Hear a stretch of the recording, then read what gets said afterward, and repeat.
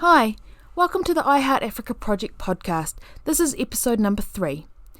Hi, my name is Nikki. I run the I Heart Africa Project.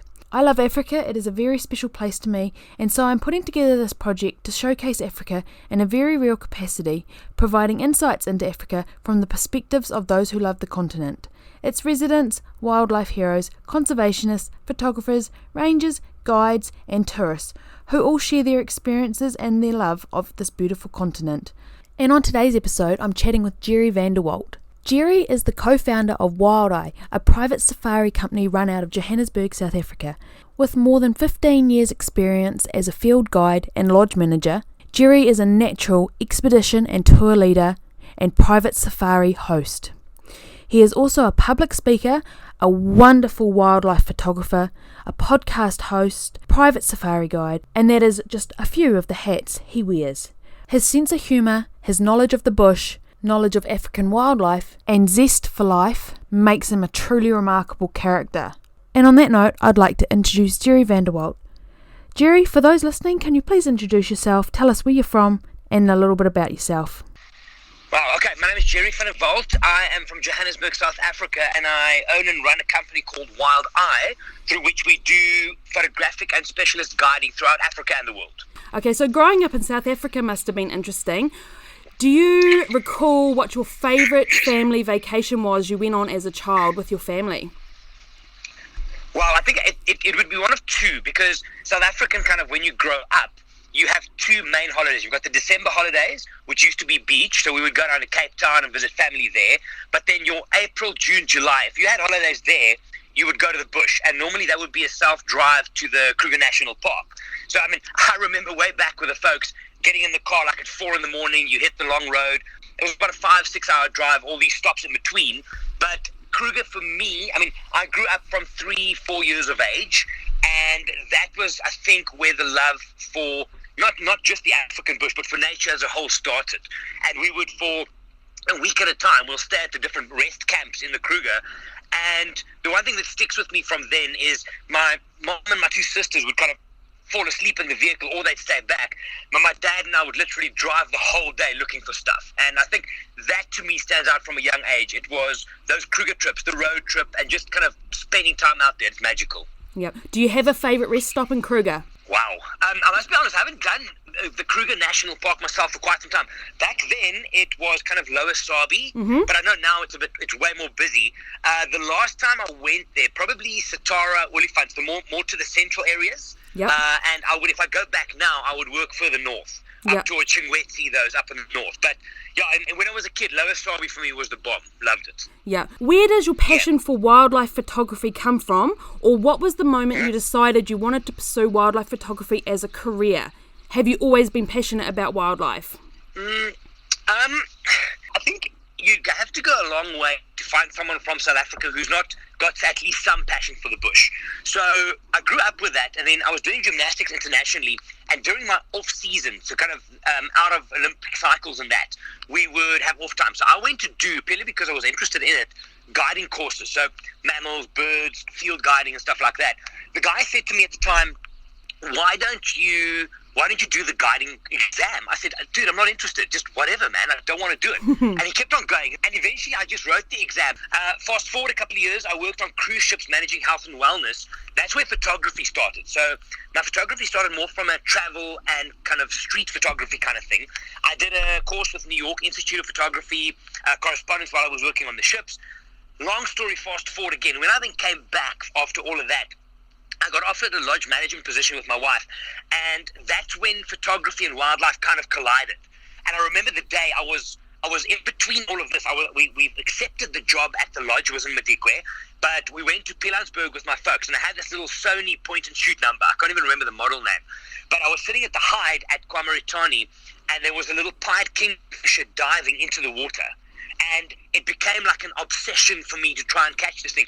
And I think that was a moment when nature and photography, because I had these photography skills kind of new and knowledge, and all of that at that moment, I think the image I got, and it was, look, if I look back now, it's a horrible image, but it was, for me at the time, it was amazing. But that moment for me, I think that's where it kind of kicked off. And then being in the lodge management and guiding industry for a while, that kind of cemented the whole thing, leading and just pulled everything together. Oh, nice. So you just returned from 3 weeks in Kenya, where you did Amboseli and you spent some time in the Mara. Yes. Now, I have a question about those two places. Sure. What sets them apart from each other? Everything. So the Mara is super diverse in the photographic opportunities you can make, but you have to take time because the environment there, most of it is these rolling hills. It's the Africa that most people grow up with. So if you ask even an American or someone from Britain, what is Africa? Show me in a book. They'll show you a picture of the Masai Mara. It's these rolling hills with a lone tree and a giraffe under it and that kind of stuff. So the Mara is obviously known for the Great Migration, the whole spectacle of the wildebeest and the river, but it's an open area. Where Amboseli it's a very small reserve in the bigger picture, and there you've got, just naming off the top, you've got the marsh areas, you've got the forests, the woodlands, you've got little plains, and you've got the lake. So from an ecological point of view and a photographic background point of view, the two are dramatically diverse. So if you are looking for clean images of, for example, predators, lions and leopards, the Masai Mara lends itself to that because you've got no background in some areas. If you park correctly, you've got no background. So you get these creamy, smooth backgrounds behind portraits, where Amboseli is more a place where you have to shoot the environment with a subject in it because it is so diverse and beautiful. It is. People, and the mistake a lot of people make just on the back end of your question is they think, I've been on one safari, I'm not going back. And you think, come on, you can go to the same place and never have the same experience. But if you start comparing places, Masai Mara, Amboseli, Samburu, Tsavo, if you come down south, Monopole, everything is different. Oh, yeah. Between those two that you mentioned, they're dramatically different. It's beautiful. I've heard you say that if you are an avid birder, head to Amboseli. Yeah, 100%. The ecosystem there has changed quite a bit the last 2 years. Is it 2 years? What are we now? 2019. Yeah, from about 2016, there was massive rains, and what was normally open, dusty plains around the lodges in the middle of the central area is now basically a marshland or a swamp. So the amount of pelicans, flamingos, waterbirds, waders, raptors that you find in Amboseli is ridiculous. So it is magnificent for birding right now. Oh, wow, that's amazing. Is that male lion Scar still around? Because he's getting on in age, isn't he? Jeez, he is still right. Yeah, he's so there's mixed things out there, but we spoke to the rangers. He's somewhere between 11 and 13. He's not dominant anymore, but he was spotted about, I'm going to lie to you now, 5 days ago, close to the pump house in the Mara Triangle down from Serena Lodge. So pretty much if you look at the Mara Triangle north to south, on the river halfway. So he is still around. Him and his brothers crossed the river quite a bit, so there's 4 of them. And they're crossing forward and back because they've got pressure from all sides, from different prides. But for the last 2 years, we've been saying this is the last year we're seeing him. This is the last. He just keeps on ticking. He's a machine. Absolutely incredible animal. Yeah, and your when you do some of your vlogs, when you're in the Mara camp, you have that huge portrait of him in the background, and that's just absolutely wonderful. Oh yes, yeah, that's right. Yes. I think it's those kind of iconic animals that pop once in a while. There's the iconic male leopards. There's like in Amboseli you get Tim, who's this massive tusker. It's those iconic animals, and even if they're just a catalyst for someone to start paying attention, and that gets them to Africa, I think they've done their job. So yeah, Scar's just one of those. He's amazing. Hey, absolutely. So you are a co-founder of Wild Eye South Africa. What was your motivation behind starting Wild Eye? The industry needed it, I think. The reason we started this was I was managing lodges at the time, and I was running what was called Photo Africa, which was my own photographic company, similar to Wild Eye, but it was just me, which I was running in conjunction with lodges. And looking around the industry, when I met John, then we eventually started this thing. So our goal, and when we sat down and we started brainstorming what we wanted to do, was to kind of bring the fun back, bring the sexy back, bring just the energy back, and to also take the intimidation away from people who would like to do it but have never thought it was possible. So that whole, and that's an ethos still now. I'm interviewing new guides next week, Tuesday, and that is still the ethos that we're trying to keep. It's fun, it's energetic, even though it's photographic. It's not about the end photo. It's about the experience of the photography. So that whole mindset is since day one, and it's something we still try and keep enforcing now. It's very important. Yeah, absolutely. So after listening and following along closely to your Wild Eye podcasts, the ethics and sustainability that you have towards wildlife safari photography and nature, it is praisable. Why is that important to you, that anyone, not just guides, have a code of ethics and a certain level of respect when it comes to viewing wildlife? Look, I think if you take it back to the basics, if we don't, the system's going to crash. Mm-hmm. It's just as simple as that. It is fragile. The one thing that we focus on, and it's a question I got on Instagram 2 days ago, is what are we doing for conservation? We do, like we had a fundraiser now for Panthera. Saw that. Around the Lion King thing, so that was one thing. If you don't take an ethical approach, for example, if it says no off-roading, don't off-road, because there's a reason for it. If the animal goes away, don't push it because you are breaking. There's so many small pieces to this big system that, and yes, it might just be one incident, but one incident leads to 2, leads to 10, 15, 30, and 100. And it is not a sustainable thing, especially in Southern Africa, which is fenced. So all the animals are fenced in, right? Because it's just how the system works. And in that contained system, you cannot mess around with off-roading where you want, pushing the animals too hard, doing things that are unethical. The thing that comes to mind, for example, is in Chobe and in Lake Naivasha in Kenya, they do a lot of baiting of fish eagles. Now, there's in Chobe specifically at Elephant Bay, there's a pair of fish eagles and then 3 or 4 of their offspring couples, if you will. Yep. These things are so habituated that you can be guaranteed to get the shot. Now, people go there to get the shot, but if it's someone's first time, they think that's the norm. And they're expecting that from their next guide at the next place they go to. This guide might not be strong enough or ethical enough to say to them, no, listen, Sarah, that is not going to happen. And then it starts happening with bigger species and bigger species. It's an unwritten rule for me that if you go out there, the wildlife is first. Now, I mean, if you've listened to the podcast, I've said this in the past, we are here, it's a privilege for us just to go out there. You should witness wildlife in their natural habitat, doing what they do normally, and you shouldn't change their behavior. If you do those things, whether it's just safari or photographic, you've done your job. Then it's ethical. The moment you affect behavior, you fail. Yeah. So it's just the system cannot keep on, especially with the amount of people that are coming into these areas.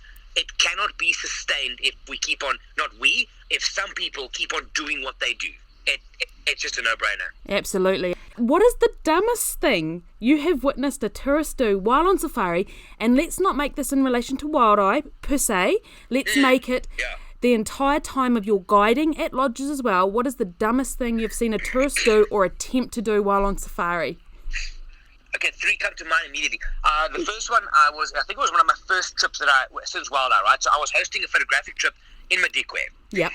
And so we got to lions, they're sleeping, they just doing what they do, they sleep. We're waiting for the wake up because the light's nice, blah, blah, blah.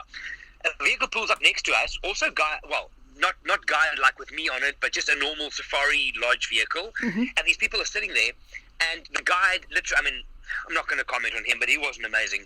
And they stopped there, and eventually we're sitting, and we hear something like hit the shrub just behind the lions. I'm like, what the hell? A little while happens again. These people were throwing ice at the lion to try and wake them up, because ice will melt and there won't be any proof. So I obviously lost my toys, and I kind of told them what I thought, which is just, and the guide as well. So that was a separate incident. So there.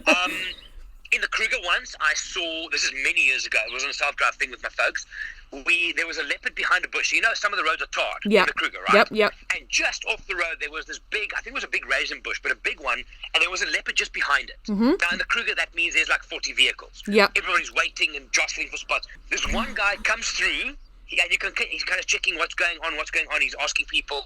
He hears there's this spotted cat, the leopard behind the bush.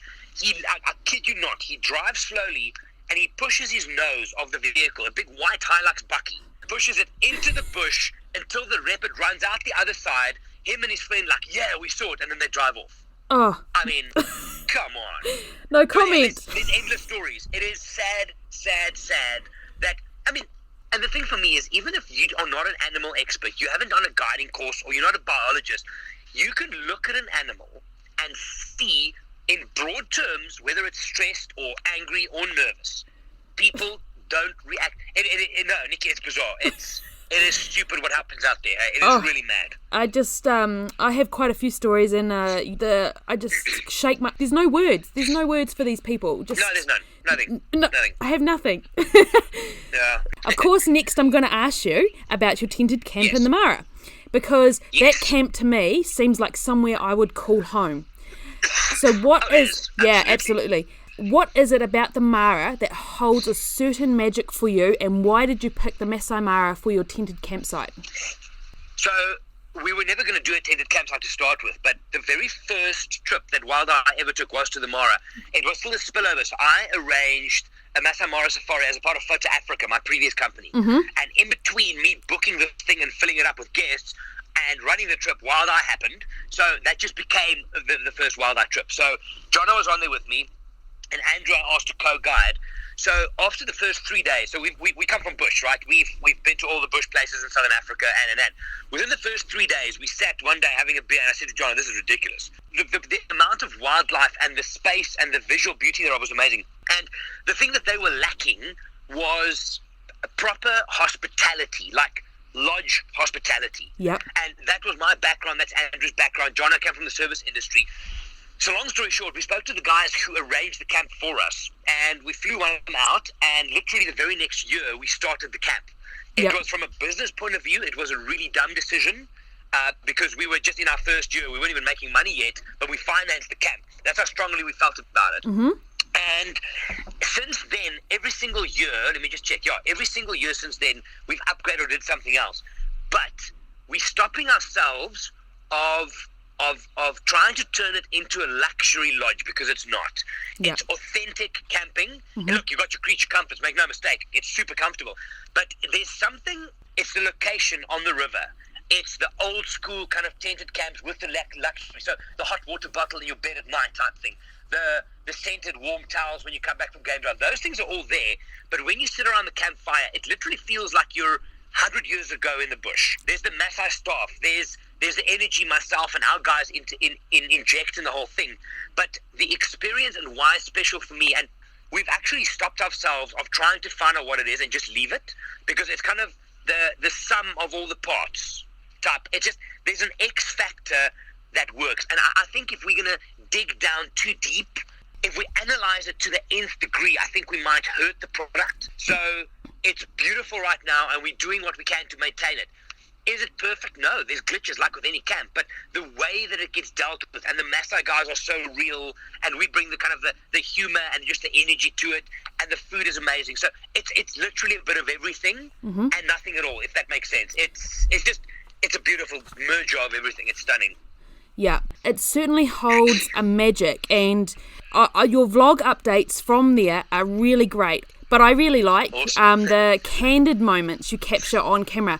In particular, when I can't remember his name, but your Wi-Fi had cut out, and you sent him up the tree, and he was telling us. Oh my God! Yes, that one. I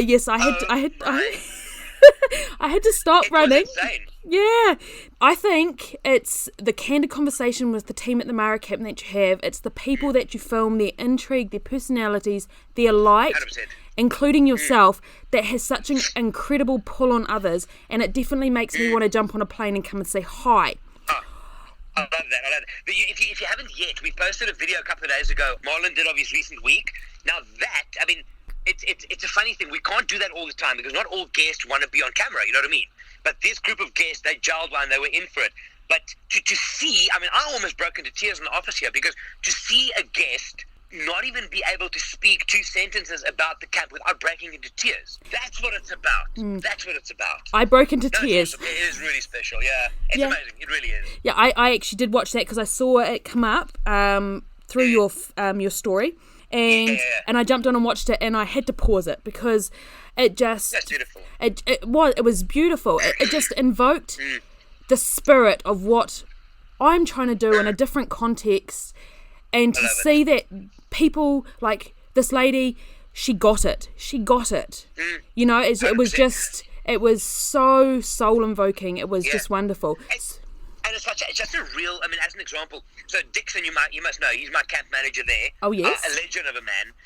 And more often than not, when we say goodbye on the last day, now for me it's different. I'm saying goodbye to friends and family, like literally like family, because I'm coming back. But for people who come there as a once-off, and I must be honest, very few people come once-off. They keep coming back.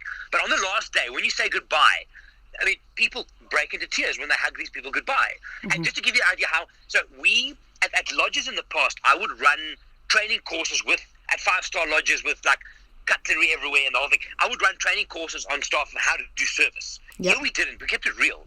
So to the point where a couple of years ago, we had a guy out, beautiful guy from Europe, just an amazing man. He came out, and on the last day, he hugs Dixon goodbye, and he breaks into tears. Now, this is a fully grown man in his 50s, like top of his game business-wise. He breaks into tears. So Dixon, being as real as he is, he says, no, stop that. Real men don't cry. And I'm standing off to the side. I'm like, oh, don't tell him that. But it's that kind of, it's a beautiful, awkward kind of love and caring that happens. Mm-hmm. It's all of those little moments that pull it together. Yeah, it really is special. Hey, it's a special place. Yeah, and I think please keep sharing those candid moments, because 100%. It is upping the intrigue for people to see the real side, not just the PR and the marketing side of like your podcast, and but the candid moments where, like you said, he got bit on the balls.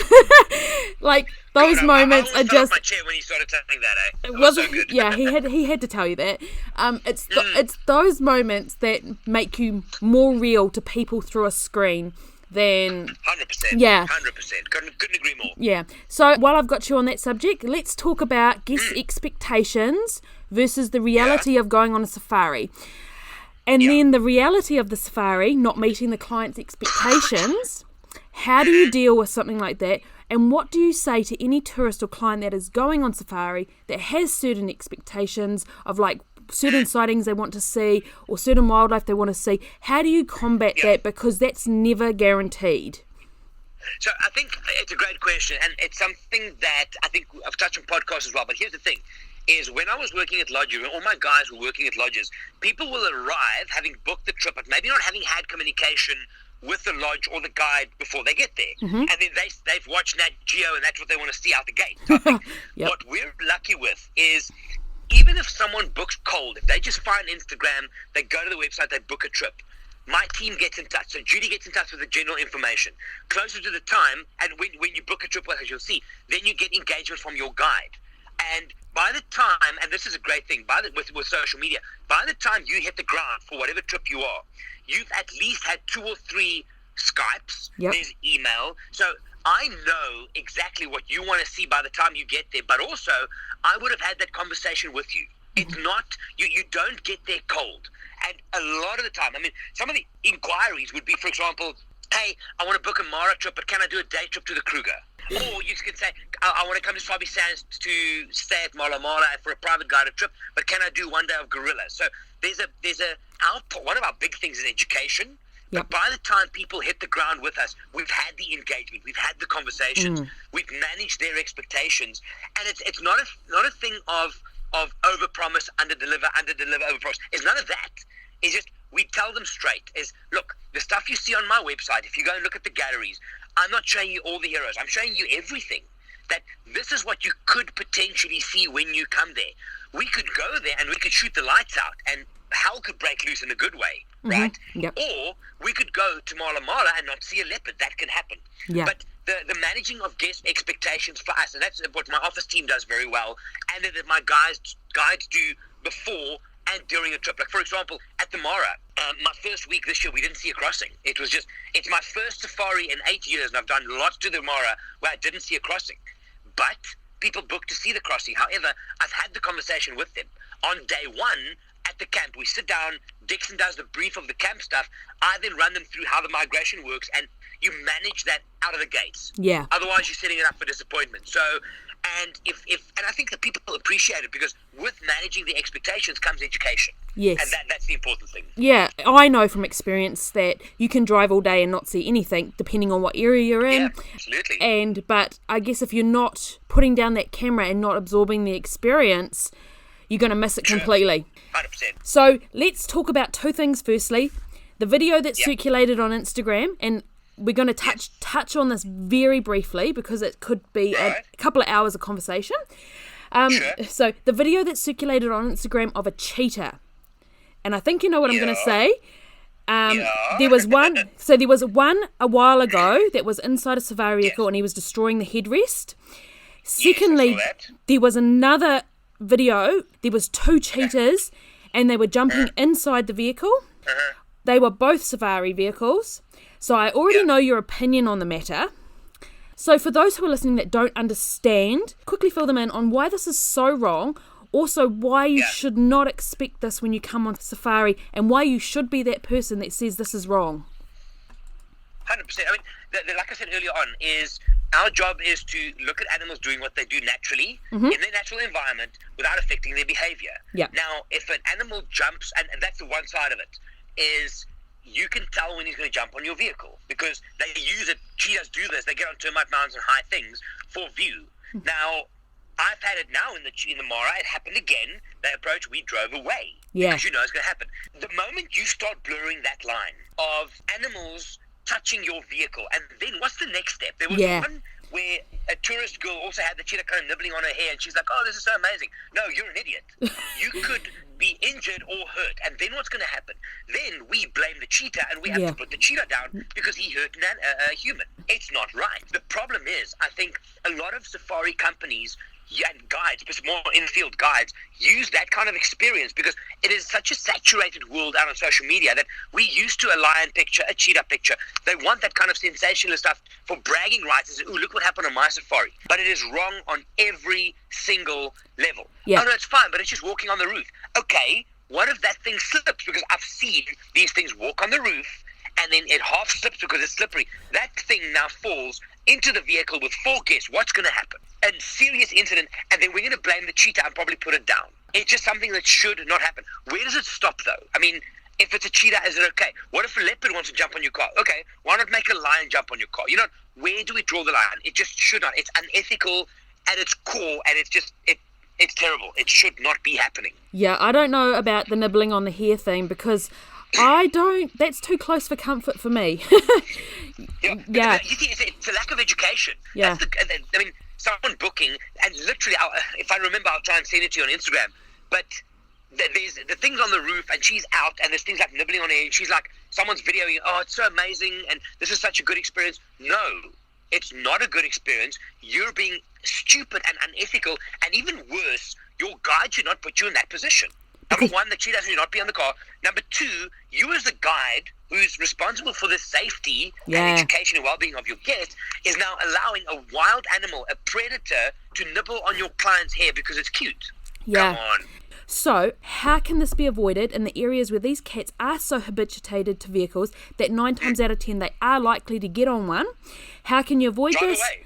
It's not difficult. I mean, and you, even like I said earlier, if you don't understand animal behavior, you could look at a cheetah and see that it's walking and looking up at the vehicle with intent. Yeah. One of two things. Either bang on the side of the door, give it a fright so it runs away, which is a good thing. Yeah. Or, and I've said this, I can think off the top of my head, maybe 3 or 4 times that I've told my guides, back up now.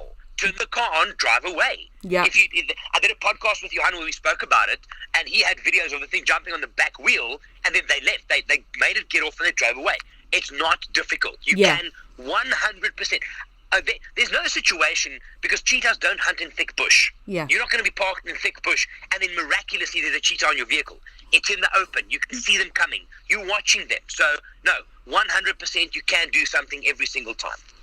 So, I'm not a very good singer, Gerry, but oh dear. For this next question, I don't know where this came to me, but it just came to me. Yeah? I made up a song to go with the next question, and I'm not about to sing it to you because every listener will squirm to block the eardrums.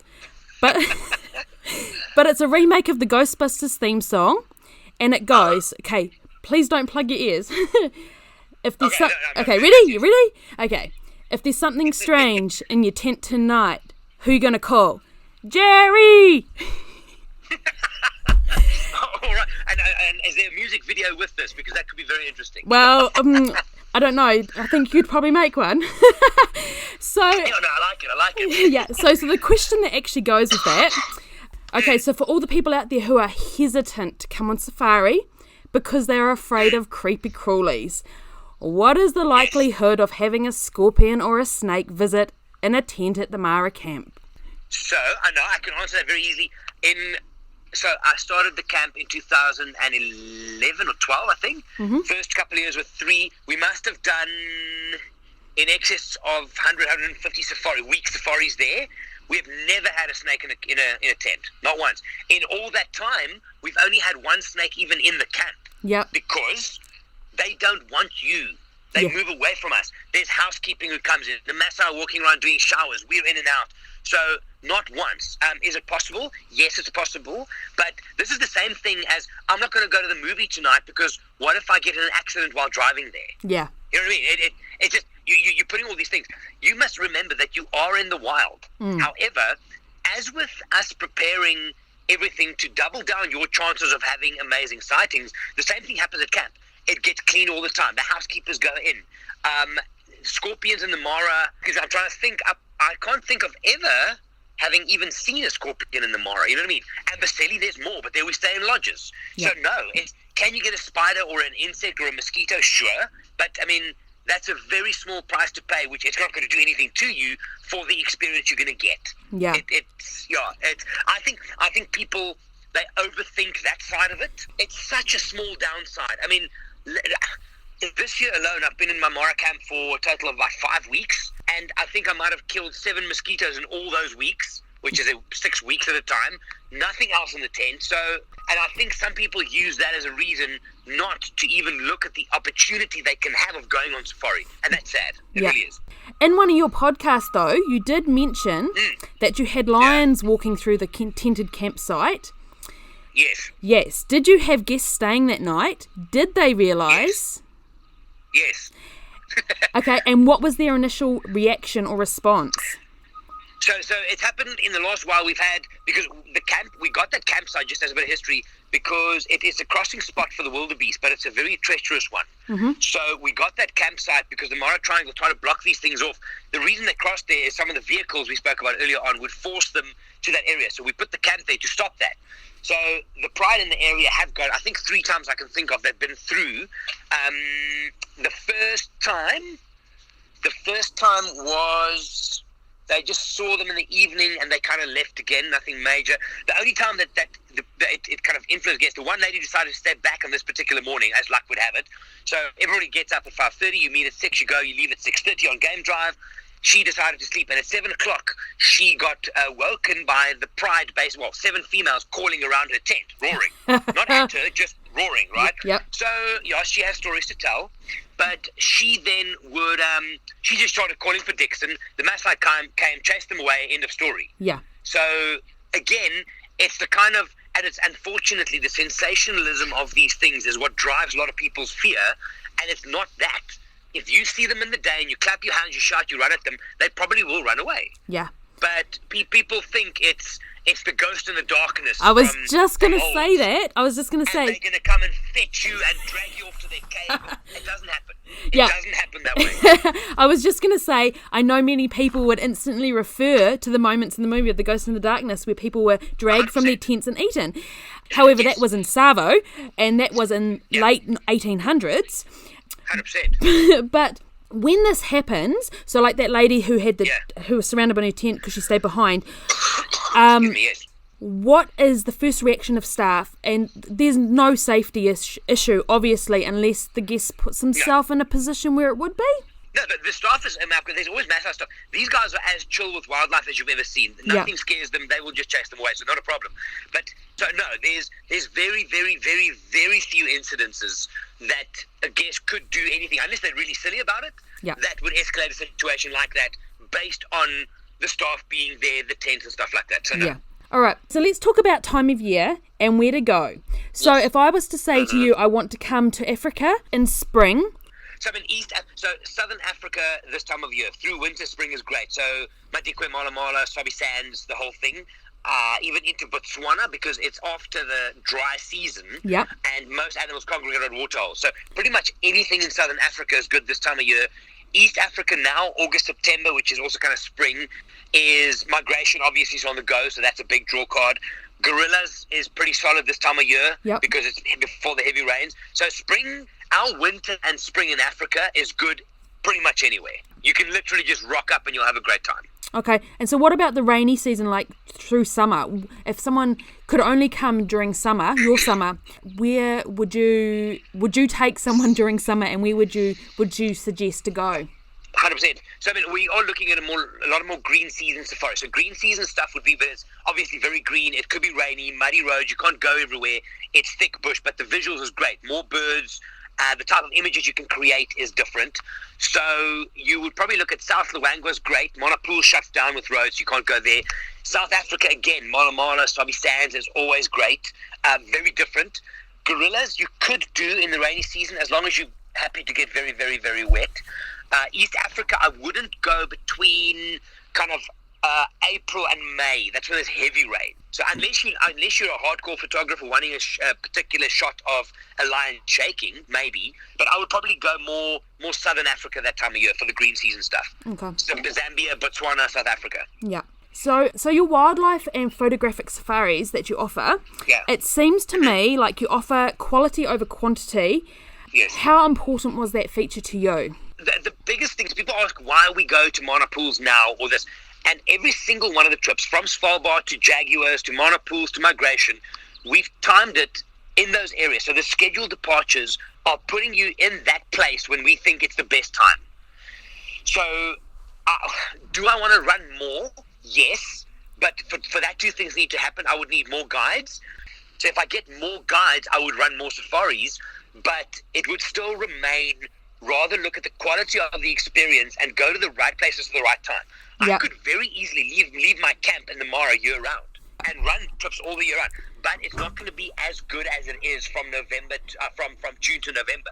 I think quality, and that's the thing. People often say they want to come on safari for 12 days and they want to go to Mala Mala, then to Madikwe, then to Twalu, then to the Kalahari, and then maybe finish with Vic Falls. And you think, well, why not come for less time? Spend the same amount of money you would have for 2 weeks. Come for 1 week, but double down on the experience. Make sure that your lodge is what you want. Make sure the game viewing is off the charts.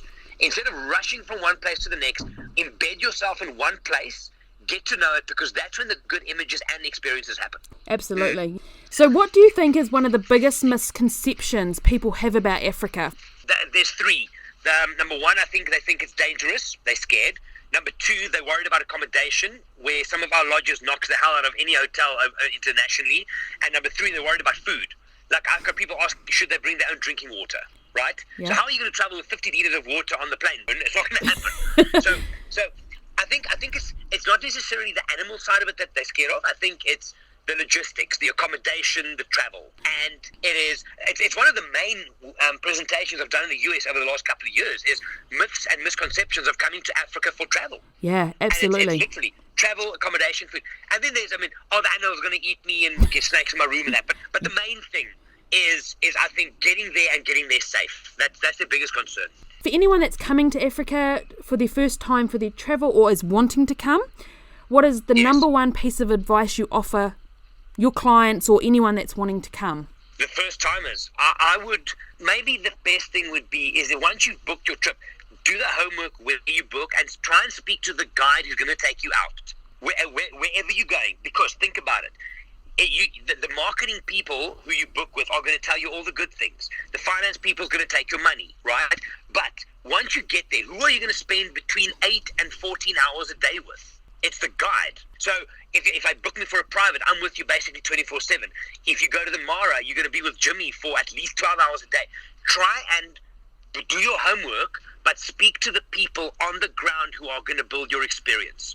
Because number one, it'll manage expectations, and number two, you'll get it from the horse's mouth, so to speak. It's real. So don't just speak to the marketing salespeople that sit in an office in Manhattan somewhere. Speak to the people who's going to be on the ground.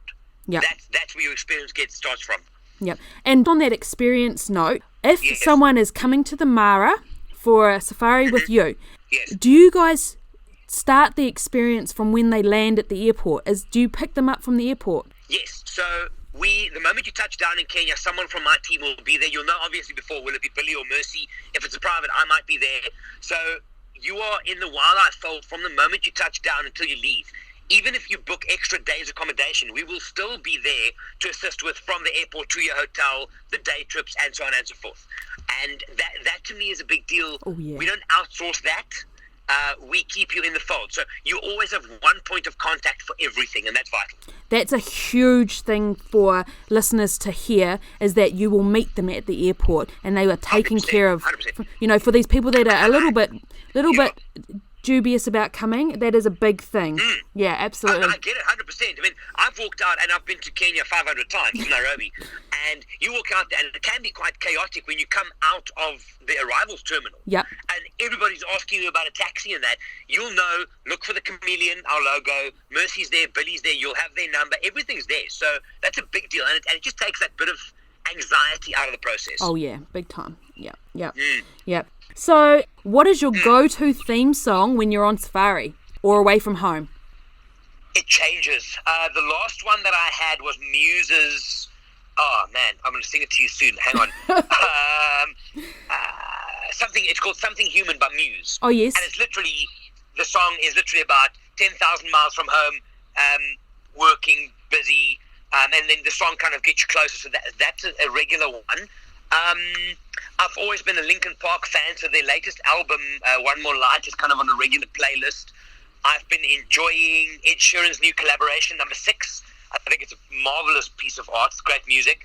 But it literally changes. I grew up, my grandfather did opera, so I grew up with opera. Sometimes I default to opera. Yep. You know what I mean? But again, there's not really, it's a mood. If you ask me this again 3 weeks from now, it might be different. Yep, so you don't have that song that you put on in the morning, 5 o'clock in the morning in your tent before you're about to take your guests on safari to get you in the focus, and you don't have that? I don't, No. Not like Rocky getting ready? Yeah, Eye of the Tiger, go. Yeah. No, it's. I don't do a lot of music on safari at the best of times because it's kind of early morning. So you just go into your routine. Sometimes in the evenings, if it's toward the end of the trip, kind of fall asleep to some music. But you're not. It's very kind of as and when needed. It's a bizarre thing. So what's next for you? Where are you headed to? What's on the radar? So a couple. Next safari happens, I think 3 weeks from now. I'm back to Kenya for a week. Yep. After that, I'm back here in South Africa, moving house. Yay, very excited. And then 3 weeks in South Africa, then I'm going to Monopools and Wangi, back to Kenya for a workshop, and then I think that's it for the year. Project-wise, right now, I'm working on a whole bunch of marketing presentations, workshops in the UK and the US. Australia is bubbling. There's some stuff I can't share just yet, but that's bubbling. So project-wise, I think we're looking at, number one, scaling up. That's always for us a thing. So there's some new guys being interviewed next week. There's the US marketing trips where I need to plan workshops, presentations, and I think that's kind of on the plate for the next couple of months, eh? Yeah. So when do you sort of head to the US so people can be on the lookout for you? So I'm doing Iceland, the first Iceland workshop we're doing. I'm hosting an Iceland photographic workshop from, wow, oh my goodness, 18 to 25 January. Wow. Is the first one. And then straight from there, so from 25 Jan to 17 Feb, I will be in the US. The cities we're doing on that trip is New York, Seattle, San Francisco, Los Angeles, Phoenix. And then Marlon and myself go back to the US end of March, April, and we will be doing Dallas, Boston, Chicago, Washington, New York. Wow. And those will be presentations, workshops. We're running a Wild Eye event in each city, and that's kind of what I'm working on now. So 2.5-hour events, people can buy a ticket. It's like a $20 ticket, but we're doing like drinks, canapes, Q&A, presentations and stuff. So all of that's coming up soon, yeah. Okay, so anyone listening in the US, this is where he's going to be. Keep an eye on his Instagram for that. And you can tackle him for all the questions in the world. So I just want to say a big thank you. Without amazing people like yourself, this project could never have come about, and my love and passion for Africa could not be shared with the world on such a grand scale. You're very kind. Thank you for the opportunity to be involved. If I can do anything else, let me know. And it's been fun. Thank you so very much. Yep, so it's truly been my pleasure to chat with you. Lovely. If anyone is wanting to find out about wildlife photography or private guided safaris that you offer through Wild Eye, or if they have any questions for you, it is not hard to get hold of Gerry. But what is the best form of contact for you? It would either be direct message on Instagram, it's Gerry Van Der Walt. Alternatively, email Gerry at Wild Eye. It's Gerry at Wild Eye. It's a dash in between .co.za.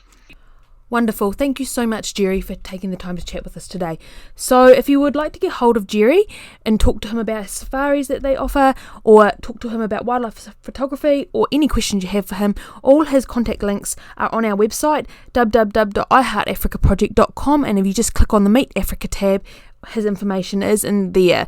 Also, all his contact information will be shared on social media platforms at iHeartAfricaProject. So thank you very much for listening today. There'll be more exciting podcast episodes coming soon.